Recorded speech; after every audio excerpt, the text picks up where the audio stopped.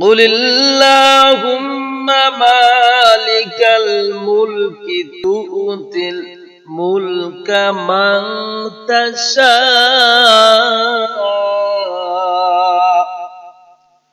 وتنزع الملك ممن تشاء وتعز من تشاء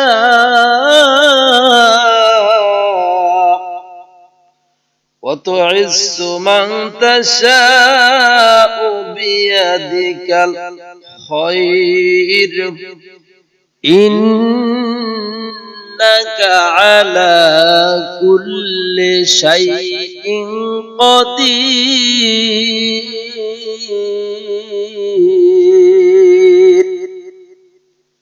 আল্লাহ রাব্বুল আলামিন বলেন, আমি যাকে ইচ্ছা করি সম্মান দান করি, আমি যাকে ইচ্ছা করি তার কাছ থেকে সম্মান ছিনিয়ে নেই। আমি আল্লাহ ইচ্ছা করলে ক্ষমতায় বসাই, ইচ্ছা করলে ক্ষমতা থেকে তাকে দূরে সরায় দেই।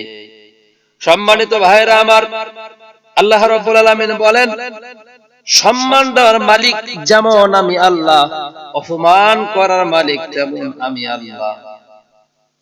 কল্যাণ অকল্যাণ সব কিছুর উপরে ক্ষমতাবান আমার আল্লাহ।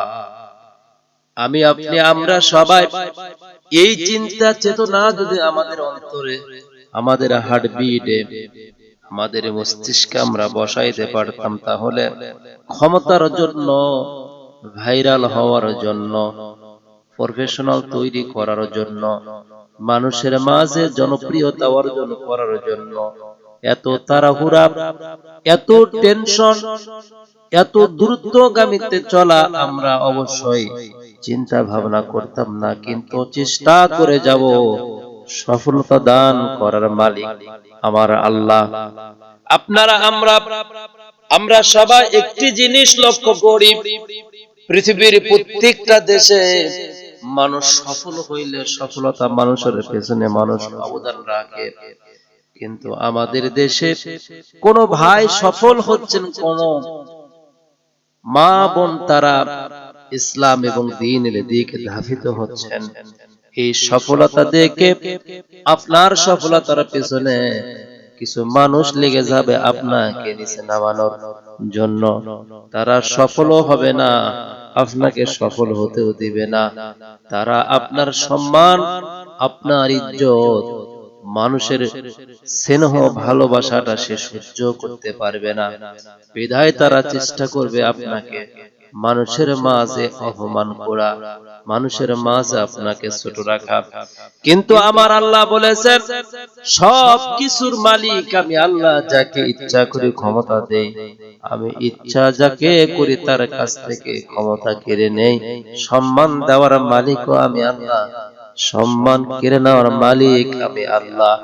ইন্নাকা আলা কুল্লি শাইইন কাদির।